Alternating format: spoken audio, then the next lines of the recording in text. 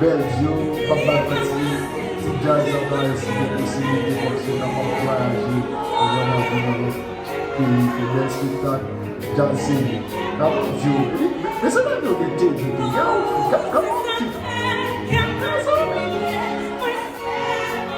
pour l'esprit, quand tu as